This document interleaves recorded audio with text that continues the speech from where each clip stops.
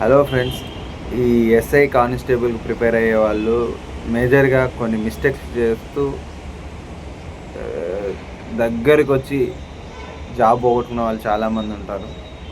అందులో మేజర్గా ఓ 5 మిస్టేక్స్ అవి పొరపాట్లు. అందులో ఒకటి మేజర్గా ఫస్ట్ది కన్సిస్టెన్సీ, స్థిరత్వం లేకపోవడం. చదివేటప్పుడు ఎప్పుడు మనకి ఒకటే ఏకాగ్రత ఉండకుండా ఏదేదో ఆలోచనలు రావడం. ఒక రోజులో ఒకటే సబ్జెక్ట్ చదువుతూ ఉంటారు చాలామంది. ఏమైతుంది, కొద్దిసేపు చదివిన తర్వాత అది బోర్ కొట్టుద్ది. దాని మీద ఇంట్రెస్ట్ పోద్ది. ఇక దాన్ని ఏదో అట్లా పట్టుకొని అలానే చూస్తూ ఉంటుంటాం. ఏం చేయాలంటే, నాకు తెలిసినంత వరకు ఏం చేయాలంటే, ఒక రోజులో ఒకటే సబ్జెక్ట్ చదవకుండా 4 సబ్జెక్టులన్నా తీసుకోవాలి. ఒక సబ్జెక్ట్‌కి కొన్ని గంటలు, ఒక సబ్జెక్ట్ కొన్ని గంటలు పెట్టుకొని, ఇప్పుడు అది అది దాని టైం అంతే ఉంటుంది కాబట్టికి ఏమైతది, టైం తక్కువ ఉందని మీకు ఏమంటారు, టైం వేస్ట్ చేయకూడదు అని అట్నే చదువుకుంటూ వెళ్ళిపోతుంటారు. దాని టైం అయిపోగానే దాన్ని పక్కకేస్తారు. తర్వాత ఇంకో సబ్జెక్ట్ తీసుకుంటారు. అలాగే దాని టైం కూడా తక్కువ ఉంటుంది కాబట్టి దాన్ని స్పీడ్‌గా చదవాలని అనుకుంటాం. టైం వేస్ట్ చేయొద్దు అనుకుంటాం. అలా వెళ్ళిపోతుంటది.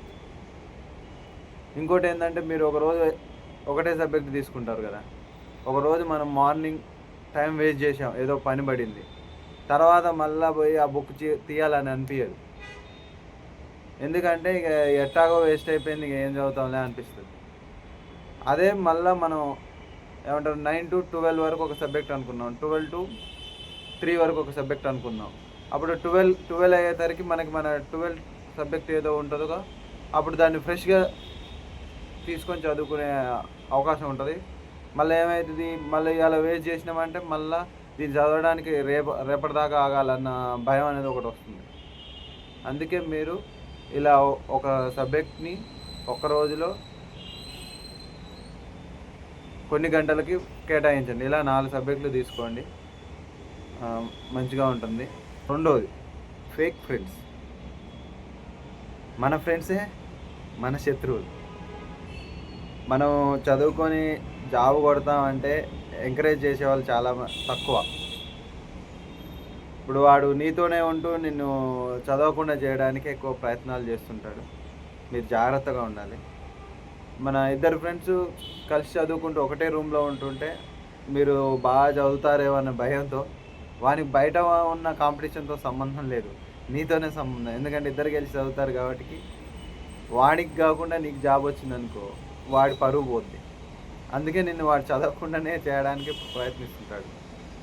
మీరు జాగ్రత్తగా ఉండాలి. అంతా కాకపోతే స్టడీ హాల్లోకెళ్ళి, ఎవరికీ తెలవకుండా స్టడీ హాల్లోకెళ్ళి చదువుకోవడం బెటర్ అని నా ఉద్దేశం. ఇంకోటి, ఇప్పుడు ప్రిపేర్ కాని ఫ్రెండ్స్ కూడా ఉంటారు.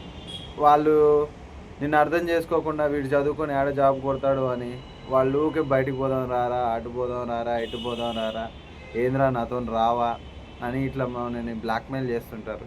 అంటే మనం వాళ్ళకి అర్థమయ్యేలా చెప్పాలి. ఒకవేళ అర్థమయ్యేలా చెప్పినా వాళ్ళు వినలేదంటే వాళ్ళు మన ఫేక్ ఫ్రెండ్స్. మన గుడ్ ఫ్రెండ్స్ ఎప్పుడైనా మన బాగు బాగునే కోరుకుంటారు. అలా చూసుకోండి. మూడోది, ఫిజికల్ ట్రైనింగ్‌ని లైట్ తీసుకోవడం. ఏముందిలే, క్వాలిఫై అయితే చాలు, ఇందులో మెరిట్ ఏముంది అనుకుంటే మనం పప్పులో కాలేసినట్టే. రిటన్‌లో నీకు 200కి 150 వచ్చి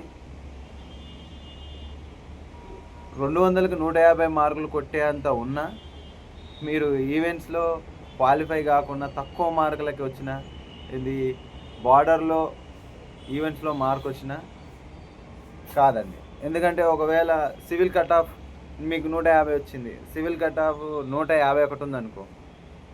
ఒకవేళ మీకు టీఎస్ఎస్‌పీకి కూడా వచ్చే అన్ని మార్కులు ఈవెంట్స్‌లో రాలేదనుకో, మీరు జాబ్‌కి రానట్టే. మీరెంత తెలివున్నా గానీ రానట్టే. అందుకే మీరు ఫిజికల్ ట్రైనింగ్‌ని కూడా అవాయిడ్ చేయొద్దు. బాగా ప్రయత్నించాలి. ఇప్పుడు ఎలా అంటే, బాగా ప్రతిరోజు అది చేయడం వల్లనే అది అందులో మనం బాగా పర్ఫెక్ట్ అయిపోతాం. ఒకే రోజు ఇగ ఈ ప్రిలిమ్స్ అయిపోగానే ఎళ్ళిపోయి ఉరికేద్దాం, ఏ మెరిట్ కొట్టేద్దాం అంటే అది అస్సలే కుదరదు. చదువుకి మనం ఎంతకాలం టైం స్పెండ్ చేస్తామో ఈవెంట్స్ కూడా అలానే స్పెండ్ చేస్తూ ఉంటే చాలా మంచిది. ఏమవుతుంది, లాస్ట్ మూమెంట్లో మనకి ఎల్బో పట్టేస్తుంది, యాంకిల్ పట్టేస్తుంది, ఇక మొత్తం నొప్పులు చాలా ఘోరంగా ఉంటాయి. ఇప్పుడు మనం ఏమంటారు, వాష్రూమ్ కూడా పోతందుకు కూడా ఇబ్బంది పడేటట్టు ఉంటాయి నొప్పులు.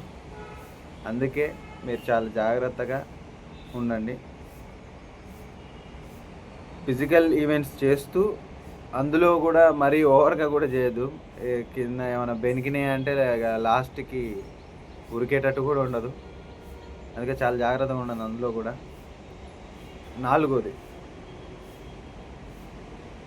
Mobile addiction. ప్రతి ఒక్కరూ మొబైల్కి అడిక్టే అయ్యే ఉంటారు.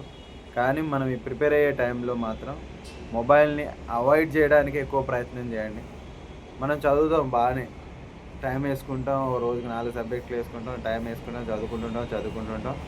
కానీ ఏదో బోర్ కొట్టి ఫోన్ ఇట్లా తీసి రీల్స్ ఓపెన్ చేస్తాం. రీల్స్ ఓపెన్ చేయగానే ఇంకా స్క్రోలింగ్ అలానే ఒక డే వేస్ట్ అయిపోతుంది. అందుకే మొబైల్ని కూడా అవాయిడ్ చేసేటట్టు మన మైండ్ని మనం ప్రిపేర్ చేసుకోవాలి. ఏముంటాయండి, ఇంపార్టెంట్ కాల్స్ ఎత్తడానికే చూడాలి అంతే. ఇంకా మనకి ఇంపార్టెన్స్ అంటే ఎవరు ఉంటారో, అమ్మా నాన్న, ఒకవేళ పెళ్ళి అయితే భార్య, పిల్లలు. ఇక వీళ్ళకంటే ఇంపార్టెంట్ పర్సన్స్ మనకి ఇంకా మన జీవితంలో ఉండరు. వాళ్ళకి సంబంధించిన వాటిలో మాత్రమే ఉండేటట్టు చూడాలి. మీ ఫ్రెండ్స్ పెళ్ళిళ్ళు అన్నిటిని అవాయిడ్ చేయాలి. ఏముంది బ్రదర్, ఈ కానిస్టేబుల్ ఎస్ఐ ఉద్యోగానికి ఇంతగానం చేయాలంటే అంతగానం చేస్తేనే వస్తుంది. కాంపిటీషన్ బయట అలా ఉంది, ఎవరు మామూలుగా లేరు. ఇప్పుడు కొత్తగా ఏమంటారు, జెన్ జెడ్ కిడ్స్ వచ్చారు. ఇందులో వాళ్ళు మనకంటే 90 కిడ్స్ కంటే చాలా షార్ప్. వాళ్ళు చిన్నప్పటి నుంచే వాళ్ళ స్టడీ చాలా బాగుంది. ఇప్పుడు వాళ్ళతో పోటీ పడాలంటే ఖచ్చితంగా మనం ఇలాంటి షెడ్యూల్ వేసుకోవాలి, మంచిగా ఉండి చదువుకోవాలి. 5వది ఏముందిలే, నెక్స్ట్ టైం చూసుకుంటా, ఈసారి మాత్రం ఎంజాయ్ చేయాలి. నా వయసు ఇంకా 22, అప్పుడే జాబ్, పోలీస్ కానిస్టేబుల్ ఎస్ఐ కొట్టి అందులో ఎందుకు బుక్ అయిపోవాలి అనుకుంటూ ఉంటారు. ఒక నోటిఫికేషన్ వచ్చి ఇంకో నోటిఫికేషన్ రావడానికి ఖచ్చితంగా 4 నుండి 5 సంవత్సరాలు పట్టింది. ఒకవేళ ఈరోజు నోటిఫికేషన్ పడ్డా రిక్రూట్ అయ్యి నువ్వు జాబ్లో జాయిన్ కావడానికి ఖచ్చితంగా 2 సంవత్సరాలు పట్టింది. ఇప్పుడు నువ్వు ఇప్పటి నుంచే నువ్వు చదువుకోకుండా ఉంటే, ప్రిపేర్ కాకుండా ఉంటే నువ్వు జాబ్ కొట్టడం అనేది అసాధ్యం. ఎందుకంటే పోతా ఉంటే ప్రతి నోటిఫికేషన్ పేపర్ అనేది చాలా టఫ్ అయిపోతుంది. ఈవెంట్స్ అనేవి చాలా టఫ్ అయిపోతుంది. లాస్ట్ సారి 1600 ఉంది. ఒకటి లాంగ్ జంపు, షార్ట్ పుట్ ఉంది ఈవెంట్స్. 1600 కోసం చాలామంది ప్రయత్నాలు చేశారు, బాగానే అందరు సక్సెస్ అయ్యారు. కానీ లాంగ్ జంపుల్లో చాలామంది వెళ్ళిపోయారు. ఎందుకంటే దాన్ని మనం అంతగానం ప్రాక్టీస్ చేయం, ఏముందిలే అనుకొని అవాయిడ్ చేస్తుంటాం. పోలీసులో ప్రతి టెస్ట్ అనేది చాలా ఇంపార్టెంట్. ఇప్పుడు ఫస్ట్ ప్రిలిమ్స్ కానించి వెళ్ళి లాస్ట్ ఎస్బీఐ ఎంక్వైరీ దాకా మనది మొత్తం దినదిన గండం లెక్కనే ఉంటుంది. ప్రిలిమ్స్లో ఫిల్టరింగ్ చేయడం కోసం ఆయన చాలా టఫ్ ఇస్తాడు పేపర్. 5 లక్షల మంది అప్లై చేస్తే అందులో ఉన్నాయే 18,000 కాబట్టి ఆయన ఎంతగానో ఫిల్టర్ చేయాలో మీరే అర్థం చేసుకోండి. తర్వాతకి ఈవెంట్స్లో మెరిట్ కొట్టిన ఉందే జాబ్. లాస్ట్ టైం మాత్రం ARTSSPకి మెరిట్ 1600 కొట్టిన వాళ్ళదే జాబు. ఆయనకి ఏమంటారు, ఎగ్జామ్లో 100 మార్కులు రాకపోయినా కానీ జాబులు వచ్చిన వాళ్ళు చాలామంది ఉన్నారు. అంటే ఏ టైంలో ఎట్లా ఉంటుంది అనేది ఆ నోటిఫికేషన్ బట్టి మనం అలా ప్రిపేర్ అయిపోవాలి. మేము 20 బ్యాచ్, మా టైంలో మాత్రం ఈవెంట్స్ ఎగ్జామ్ సరిసమానం చేసిన వాళ్ళకే జాబ్. ఏది AR అయినా TSSP అయినా. ఎక్కువ ఏమంటారు, ఎగ్జామ్లో ఎక్కువ మార్కులు వచ్చిన వాళ్ళకే సివిల్. ఒకవేళ ఈవెంట్స్లో మార్కులు లేవనుకో, సివిల్ 1 మార్క్తో కట్ అయిందనుకో, ఎక్కువ కట్ అయిందనుకో ఆయనకి జాబ్ రాని వాళ్ళు కూడా చాలామంది ఉన్నారు.